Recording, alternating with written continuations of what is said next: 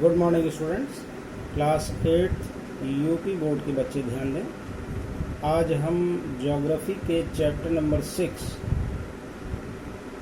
मानव संसाधन के संबंध में आपसे चर्चा करेंगे। बात करते हैं मानव संसाधन की। मानव को धरती का प्रधान और आधारभूत संसाधन माना गया है। सवाल ये उठता है कि मानव को संसाधन की संज्ञा क्यों दी जाती है। इसके लिए संसाधन का अर्थ समझना ज़रूरी है। वास्तव में ऐसे साधन जो मानव जीवन को सुविधा संपन्न, समुन्नत, सुरक्षित और सरल बनाने के संदर्भ में सहयोग करते हैं, ऐसे साधनों को हम संसाधन की संज्ञा देते हैं। अब बात करते हैं मानव संसाधन की। तो मानव इस धरती का प्रधान संसाधन कहलाता है। इसके पीछे प्रमुख कारण यह माना जाता है कि मानव इस धरती का सबसे विवेकशील प्राणी है।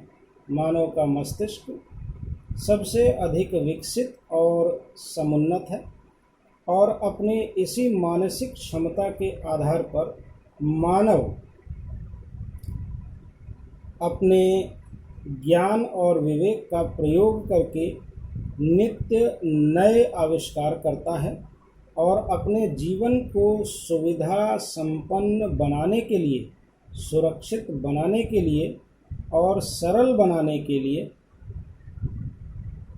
विभिन्न तरह के आविष्कार करता है, विभिन्न तरह के साधनों को गठित करता है। इसीलिए मानव को प्रधान और आधारभूत संसाधन की संज्ञा दी जाती है।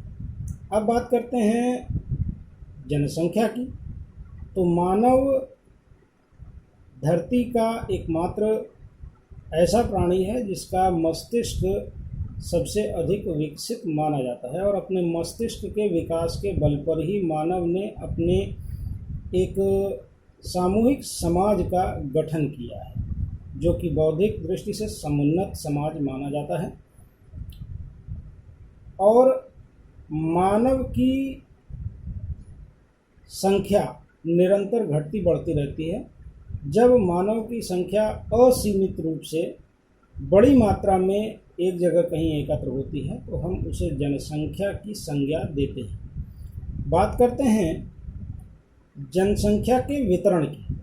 तो पृथ्वी पर मानव की जनसंख्या का वितरण असमान रूप से पाया जाता है। इसके पीछे प्रमुख कारणों में जो महत्वपूर्ण कारण हैं उनमें धरातल का आकार, उस क्षेत्र विशेष में पाई जाने वाली जलवायु, उस क्षेत्र विशेष में पाए जाने वाले खाद्यान्न और जलवायुविक दशाएं ऐसे कारक होते हैं जो किसी स्थान पर जनसंख्या के वितरण में प्रमुख भूमिका निभाते हैं।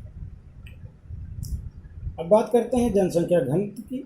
जनसंख्या घनत्व एक ऐसी इकाई होती है जिसमें किसी निश्चित स्थान पर प्रति वर्ग किलोमीटर क्षेत्रफल में निवास करने वाले व्यक्तियों की संख्या के औसत को हम जनसंख्या घनत्व की संज्ञा देते हैं। बात करते हैं जन्म दर और मृत्यु दर की। तो जन्म दर के अंतर्गत किसी एक निश्चित स्थान पर किसी एक निश्चित वर्ष के दौरान जन्म लेने वाले प्रति हजार बच्चों में जीवित बच्चों की संख्या को उस क्षेत्र की जन्म दर के नाम से जाना जाता है। इसके अलावा किसी एक निश्चित समयांतराल के दौरान किसी एक निश्चित क्षेत्रफल में जन्म लेने वाले प्रति हजार बच्चों पर मरने वाले बच्चों की संख्या को उस क्षेत्र की मृत्यु दर के नाम से जाना जाता है। अब बात करते हैं जनसंख्या पिरामिड की।